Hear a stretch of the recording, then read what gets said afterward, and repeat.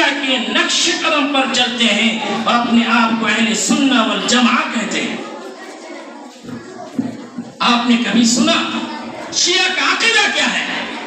ان کے یہاں عقیدہ یہ ہے کہ اللہ کے نبی صلی اللہ علیہ وسلم نے جو قرآن اور جو احادیث کریمہ ہم تک پہنچائی ہے، ہم انہیں مانتے ہیں، آمنا و صدقنا کے طور پر، سمینا و اطعنا، ہم نے جو سنا مانا اور ہم نے اطاعت کی۔ لیکن ان کے یہاں وہ کہتے ہیں کہ حضرت علی رضی اللہ عنہ نے جو قرآن مرتب کیا وہی قرآن تھا۔ اب ان کے جانے کے بعد قرآن ان کے امام